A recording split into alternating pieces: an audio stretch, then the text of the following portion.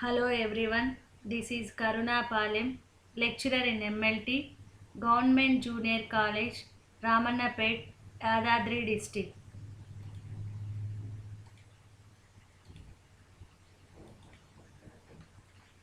In this class, I am going to explain you MLT first year Biochemistry Paper 1 Unit 3 Glassware and Plasticware used in Biochemical Laboratory.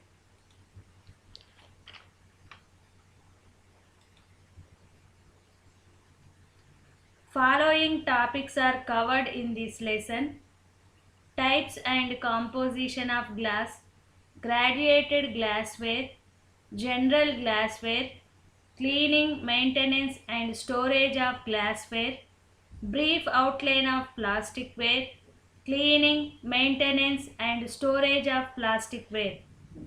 I am going to cover only two topics on this video. They are types and composition of glass and graduated glassware.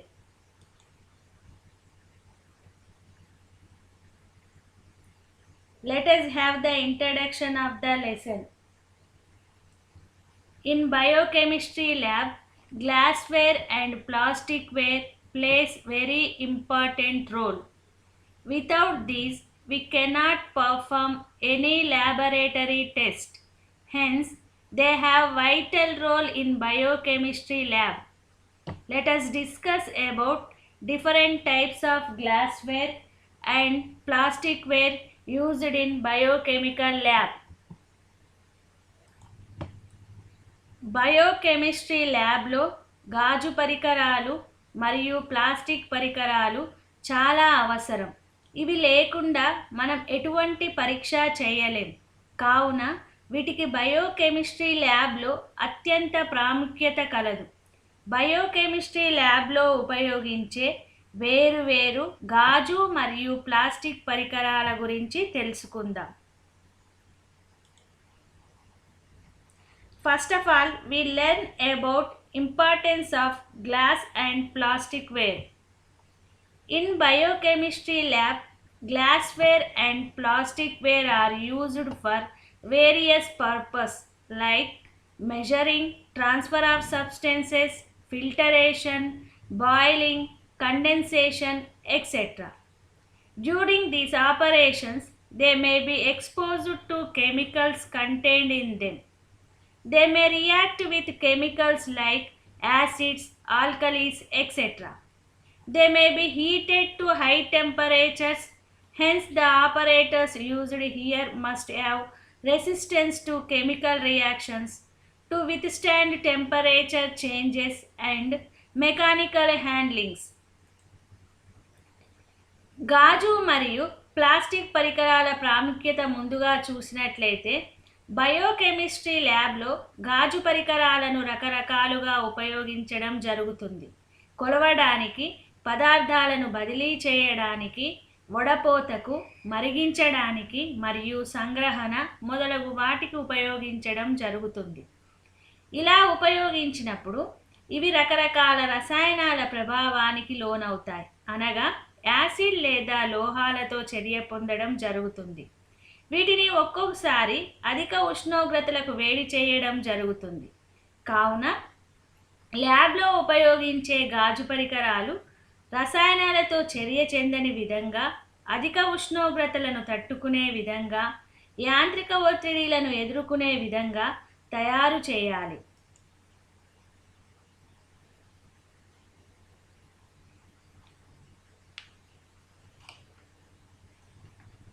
As I told you, we learn about glassware. Let us about composition of glass. Pure silica. Pure silica is important in making glass. Sodium carbonate. This provides chemical resistance to glass. Broken glass. These are used to fuse the glass. Boron oxide. It reduces the melting temperature of glass. Alumina. It imparts hardness and increases chemical resistance and durability. Lead. It gives clarity and brilliance to the glass. శుద్ధ silica. గాజు తయారీలో శుద్ధ silica ముఖ్యమైనది. Sodium carbonate.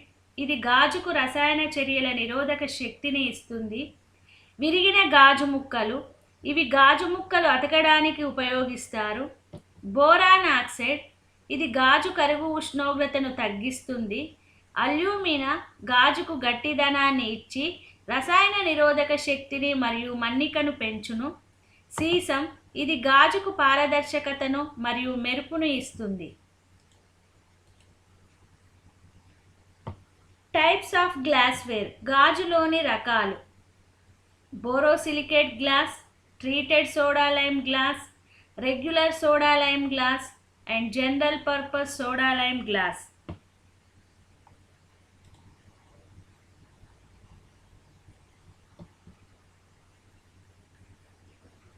Let us know about borosilicate glass. Glassware used in laboratory is generally made up of borosilicate glass. It has resistance to the action of chemicals and effects of sudden changes in temperature during boiling.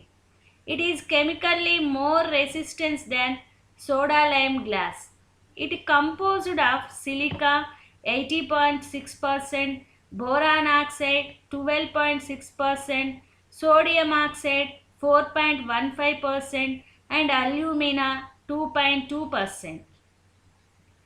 Borosilicate గాజును చూసినట్లయితే ల్యాబ్లో ఉపయోగించే గాజు పరికరాలు సాధారణంగా బోరోసిలికేట్తో తయారు చేయబడి ఉంటాయి. వీటికి రసాయన చర్యల నిరోధకత మరియు మరిగించేటప్పుడు అకస్మాత్తుగా కలిగే ఉష్ణోగ్రత మార్పును తట్టుకునే విధంగా ఉంటాయి. ఇవి సోడా లైమ్ గాజు కంటే ఎక్కువ రసాయన నిరోధకతను కలిగి ఉంటుంది. దీని సంఘటనలో 80.6% silica, 12.6% boron oxide, 4.15% sodium oxide, 2.2% alumina ఉంటాయి. Now treated soda lime glass. Soda lime glass is subject to treatment by an atmosphere containing water vapor and sulfur dioxide at elevated temperature called treated soda lime glass. This type of treatment is called as sulfur treatment and it protects the glass from blooming or weathering. Treated soda lime గాజును అధిక ఉష్ణోగ్రత వద్ద గల sulphur dioxide మరియు తేమగల వాతావరణంలో చర్య చెందిస్తే ఏర్పడే గాజుని treated soda lime గాజు అంటారు. దీనినే సల్ఫర్ ట్రీట్మెంట్ అని కూడా అంటారు. దీని వలన గాజు బ్లూమింగ్ మరియు వెదరింగ్ నుండి రక్షించబడుతుంది. Next, regular soda lime glass. This is commercial glass. It is not subjected to sulfur treatment. It has average to better chemical resistance. Regular soda lime గాజు. ఇది వాణిజ్యపరమైన గాజు. దీనికి సల్ఫర్ ట్రీట్మెంట్ ఉండదు. దీని రసాయనిక నిరోధకత సాధారణం కంటే ఎక్కువగా ఉంటుంది. And finally general purpose soda lime glass. This soda lime glass is used for general purpose. సాధారణ సోడా లైమ్ గాజును సాధారణ అవసరాల కొరకు ఉపయోగిస్తారు.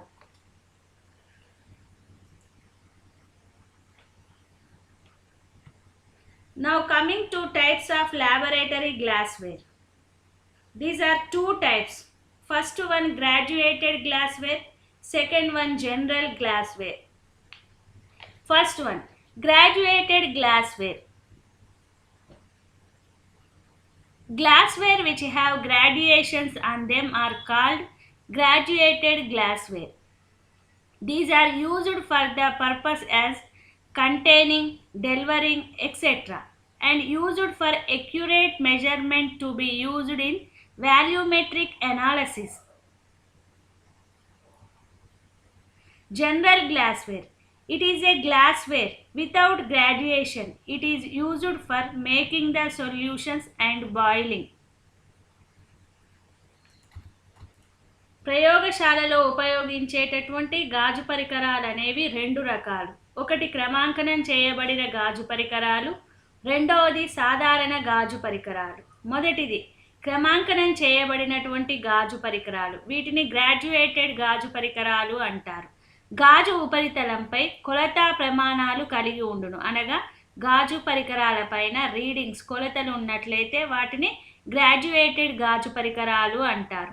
ఈ పరికరాలను ద్రావణాలను కొలవడానికి మరియు బదిలీకి, ఘనపరిమాణాత్మక విశ్లేషణలో ఖచ్చితమైన కొలతల కోసం ఉపయోగిస్తారు. రెండవది సాధారణ గాజు పరికరాలు. అంటే ఈ గాజు పరికరాలపైన ఎటువంటి కొలతలు, ప్రమాణాలు ఉండవు. ఇటువంటి గాజు పరికరాలని సాధారణ గాజు పరికరాలు అంటారు. ఇవి ద్రావణాలను తయారు చేయడానికి మరియు మరిగించడానికి ఉపయోగిస్తారు. Graduated glassware are 7 types: graduated flask, pipettes, burette, measuring cylinders, HB tubes, syringes, and beakers. Graduated flasks. They are also called volumetric flasks.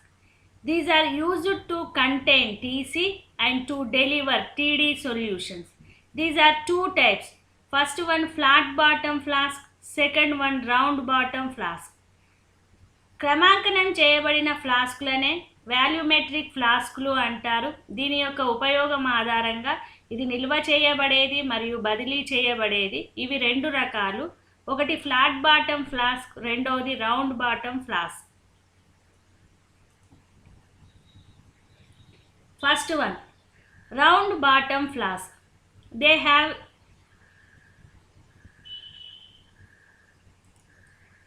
First one round bottom flask. They have a spherical bulb. Like base and a cylindrical neck. They can withstand high temperature. There is a circular mark on the surface in the middle of the neck. Uses. These are mostly suitable for making solutions and heating at high temperature. Round bottom flask. ఇది గోళాకారంగా ఉన్న bulb వంటి అడుగు భాగం మరియు స్తూపాకారపు మెడ వంటి నిర్మాణాన్ని కలిగి ఉండును. ఇది అత్యధిక ఉష్ణోగ్రతను తట్టుకొను. మెడ యొక్క మధ్య భాగంలో ఉపరితలంపై వలయాకారపు గుర్తు ఉండును. ఉపయోగం: ఇవి ఎక్కువగా ద్రావణాలను తయారు చేయుటకు మరియు అత్యధిక ఉష్ణోగ్రత వద్ద వేడి చేయుటకు అనుకూలంగా ఉండును.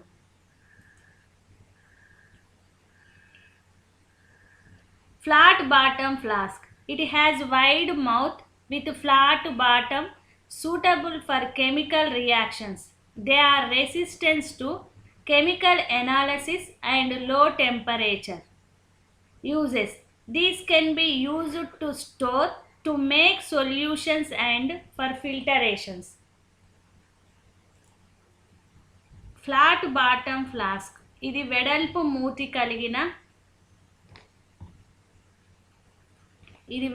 మూతి కలిగిన సమాంతరపు అడుగు భాగంతో చర్యలకు అనుకూలంగా ఉండును. ఇవి రసాయన విశ్లేషణ మరియు తక్కువ ఉష్ణోగ్రతలను తట్టుకొనును. ఉపయోగం: ఇవి వడపోతకు, ద్రావణాల తయారీకి మరియు నిల్వ చేయుటకు ఉపయోగపడును. Second operators in graduated glassware. Pipettes. Pipettes are two types. First one transfer pipettes, second one measuring pipettes. Transfer pipettes. They are also called volumetric pipettes. Transfer pipette consists of a central cylindrical bulb joined at the both ends to narrow tubing. It has three parts: upper suction tube, central cylindrical bulb, lower delivery tube. Upper suction tube contains a mark etched around. A liquid is pipetted up to this mark. Transfer pipettes are constructed with capacities of 1, 2, 5, 10, 20, 25, 50, 100 ml. Uses. These pipettes are useful for delivering specific quantity of liquid. They are very accurate in quantitative work.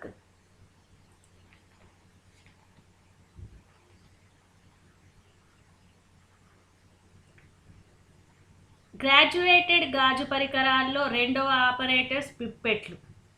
పిప్పెట్లు అనేవి రెండు రకాలు.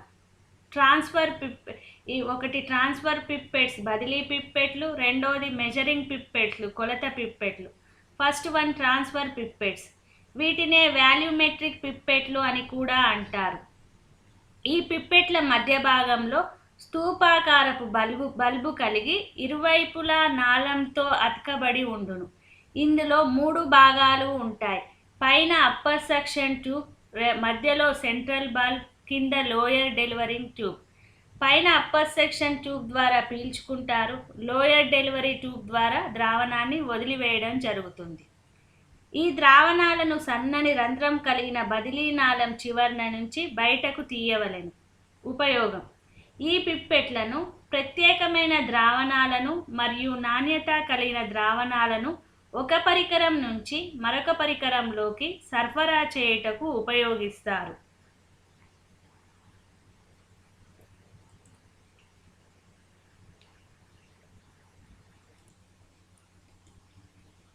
Measuring pipettes. These are also called as graduated pipettes. They do not contain a central bulb. There are three types of graduated pipettes. Type 1 graduated pipettes. They deliver required volume from top zero mark to selected graduation. Type 2 graduation pipette. They deliver measured volume from selected graduation to the tip of delivery. Type 3 graduated pipettes. They are designed to remove selected volume of solution, thus to contain the capacity from tip of delivery to the selected graduation. Uses: they can be used to deliver variable volume of liquid in the range of volume specified for the pipette. రెండవ పిప్పెట్స్ కొలిచే పిప్పెట్లు. వీటినే graduated పిప్పెట్స్ అని కూడా అంటారు. వీటిలో central bulb లేదు. Graduate చేసిన పిప్పెట్లో మూడు రకాలు ఉన్నాయి. టైప్ 1 గ్రాడ్యుయేటెడ్ పిప్పెట్లు. అవి అవసరమైన వాల్యూమ్ని టాప్ జీరో మార్క్ నుండి ఎంచుకున్న గ్రాడ్యుయేషన్స్కు అందిస్తాయి. Type 2 graduated pipettes. అవి ఎంచుకున్న గ్రాడ్యుయేషన్స్ నుండి డెలివరీ కొన వరకు కొలిచిన వాల్యూమ్ను పంపిణీ చేస్తాయి. టైప్ 3 గ్రాడ్యుయేట్ పిప్పెట్లు. అవి ఎంచుకున్న వాల్యూమ్ యొక్క ద్రావణాన్ని తొలగించడానికి రూపొందించబడ్డాయి. తద్వారా డెలివరీ కొన నుండి ఎంచుకున్న గ్రాడ్యుయేషన్ వరకు సామర్థ్యాన్ని కలిగి ఉంటాయి. ఉపయోగాలు: పిప్పెట్ వాల్యూమ్ పరిధిలో వేరువేరు వాల్యూమ్ ద్రావణాన్ని సరఫరా చేయడానికి వీటిని ఉపయోగించవచ్చు.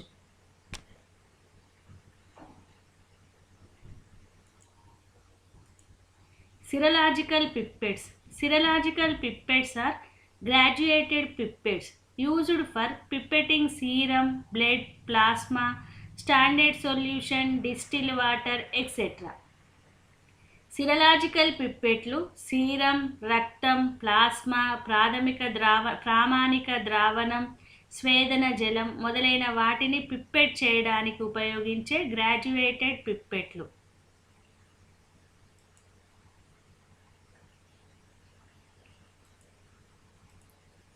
Blood pipettes. These are 4 types. First one RBC pipettes, second one WBC pipettes, third HB pipettes, fourth ESR pipettes. RBC pipettes. The bulb in the center of the pipette have a red bead-like structure. There are two markings on the surface which are 0.5 and 1 on the transfer tube at the bottom of the bulb. The 1 mark is on the suction tube that is at the top of the bulb. The rubber tube is attached to the suction tube. It helps to absorb 0.5 to 1 mark of blood and 101 mark of diluting fluid.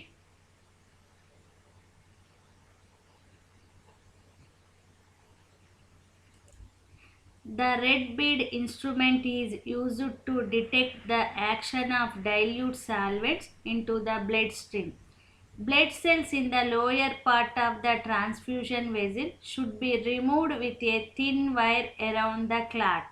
Uses. These help in counting red blood cells.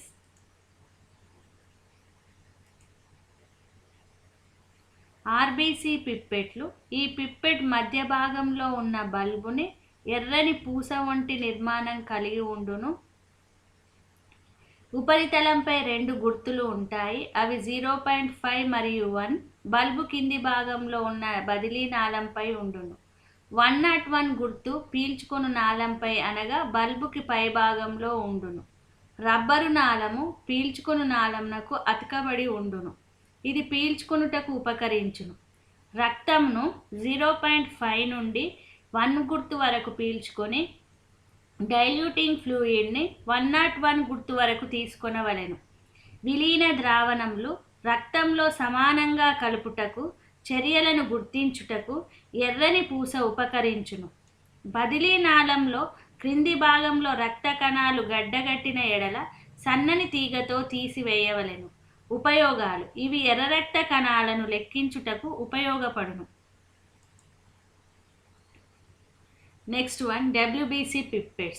These pipettes has a white bead like structure in the center of the bulb. On the transfer tube that is at the bottom of the bulb are marked 0.5 and 1. The 11 mark is on the top of the bulb, that is on the suction tube. The rubber tube is connected to the suction tube. It helps with absorption. The blood should be infused with 0.5 to 1 mark and the dilute solution should be sucked up to 11. The diluting fluid is used to mix with the blood to identify white blood cells. A thin wire is used to remove the clotted blood cells in the transfer vessels. Uses.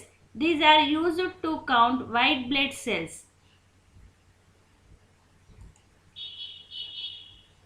WBC pipette. ఈ పిప్పెట్లో తెల్లని పూస వంటి నిర్మాణం మధ్య భాగంలో ఉన్న బల్బులో ఉండును. బదిలీ నాళంపై అనగా బల్బు కింది భాగంలో 0.5 మరియు 1 అను గుర్తులు ఉండును. 11 అను గుర్తు బల్బు పై భాగంలో అనగా పీల్చుకొను నాళంపై ఉండును. రబ్బరు నాళము పీల్చుకొను నాళంనకు అనుసంధానించబడి ఉండును. ఇది పీల్చుకొనుటకు సహాయపడును. రక్తంను 0.5 నుండి 1 గుర్తు వరకు మరియు విలీన ద్రావణంను 11 వరకు తీసుకొనవలెను. తెల్లని పూస కణములను గుర్తించుటకు, డైల్యూటింగ్ ఫ్లూయిడ్ రక్తంతో సమానంగా కలుపుటకు ఉపయోగపడును. బదిలీ నాళంలో గడ్డగట్టిన రక్త కణాలు తొలగించుటకు సన్నని తీగను ఉపయోగిస్తారు. ఉపయోగాలు. WBC పిప్పెట్ ఉపయోగాలు చూసినట్లయితే ఇవి తెల్ల రక్త కణాలను లెక్కించుటకు ఉపయోగపడును. HB pipette. ఇది మధ్య భాగంలో బల్బు లేకుండా ఉపరితల నాళంనకు ప్రసరణ నాళంను అతకబడి ఉండును. పీల్చుకొను నాళంతో రబ్బరు నాళం అనుసంధానించబడి ఉండును. ఈ పిప్పెట్ల ఉపరితలంపై 20 ml గుర్తు పీల్చుకొను నాళంపై ఉండును. ఉపయోగాలు. ఇది సహెలిస్ మెథడ్లో రక్తంలోని హీమోగ్లోబిన్ శాతాన్ని నిర్ధారించుటకు ఉపయోగిస్తారు. HB pipette. It is a conduit duct attached to a surface vessel without a bulb in the center. The rubber tube is connected to the suction tube. These pipettes are located on the surface of the 20 ml mark on the suction tube. Uses. It is used in Seiles method to determine hemoglobin in the blood. ESR పిప్పెట్స్. ఇది 0 నుండి 200 వరకు క్రమాంకనం చేయబడిన pipette. ఇది ఒకే tube లాగా ఒక నిర్మాణాన్ని కలిగి ఉండును. దీనిలో పీల్చుకొను నాళము, విడుదల చేయు నాళము ఉండవు. ఉపయోగాలు. వెస్టర్న్ గ్రీస్ పద్ధతి ద్వారా ESR ఎరిథ్రోసెడిమెంటేషన్ రేట్ను నిర్ధారించుటకు ఉపయోగిస్తారు. ESR పిప్పెట్స్. This is a pipette rated from 0 to 200. It has the same tube-like structure. It does not have an inhaler vessel. Uses: it is used in Western Greece method for ESR diagnosis. These are ESR tubes and ESR stand.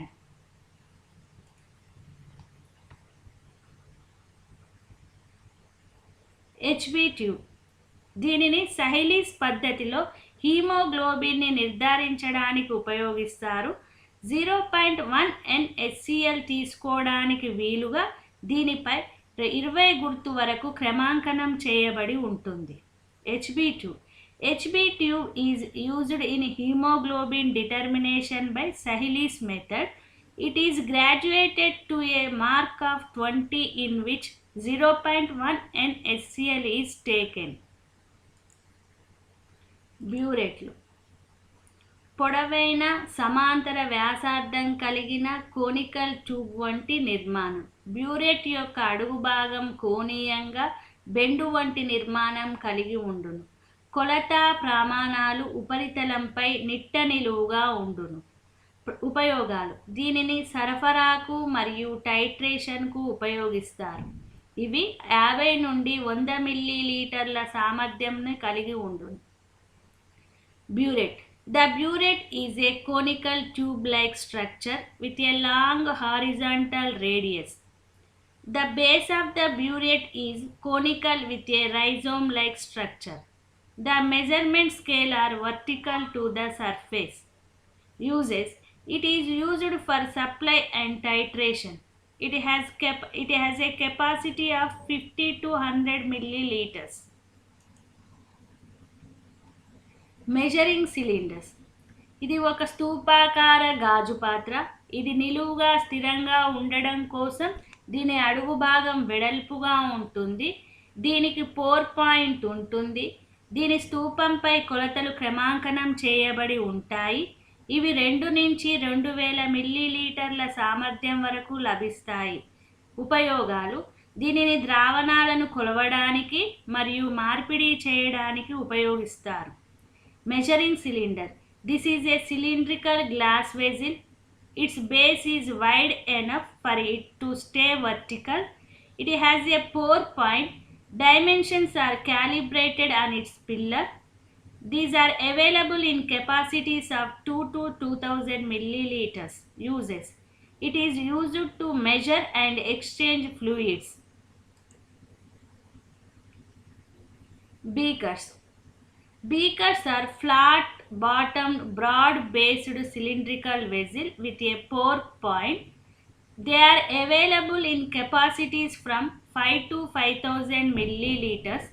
The most useful sizes are from 250 to 600 milliliters. Pour point is the point on the upper edge of the beaker through which liquids can be transferred conveniently from beaker to other container. Uses: they are mainly useful for preparation of solutions. They are useful in boiling the solutions. బీకర్లు. ఇవి ప్రధానంగా ద్రావణాల తయారీకి ఉపయోగిస్తారు. బీకర్లు flat bottom broad based స్తూపాకార నాళాలు. వీటికి pour point ఉంటుంది. ఇవి 5 నుండి 5000 మిల్లీలీటర్ల సామర్థ్యం వరకు లభిస్తాయి.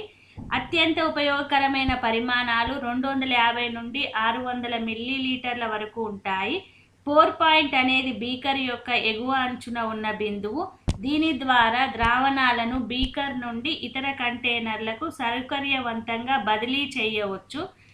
ఈ ఉపయోగాలు: ద్రావణాలను తయారు చేయడానికి మరియు మరిగించడానికి ఉపయోగిస్తారు. Syringes. These are used in biochemical or medical laboratory for collection of venous and arterial blood specimen. It has 3 parts: needle, barrel and piston. Syringe. సిరలు మరియు ధమనుల ద్వారా రక్త నమూనా సేకరణ కోసం జీవరసాయన లేదా వైద్య ప్రయోగశాలలో వీటిని ఉపయోగిస్తారు. దీనిలో 3 భాగాలు ఉంటాయి: నీడిల్, బ్యారెల్ అండ్ పిస్టన్. ఇక్కడితోని మనకి గ్రాడ్యుయేటెడ్ గ్లాస్వేర్ అయిపోయింది. నెక్స్ట్ క్లాస్లో జనరల్ గ్లాస్వేర్ సాధారణ గాజు పరికరాల గురించి నేర్చుకుంటాం. ఈ లెసన్ చాలా ఇంపార్టెంట్. ఇందులో నుంచి ఇది 6 మార్క్స్ క్వశ్చన్కి వచ్చే అవకాశం ఉంది.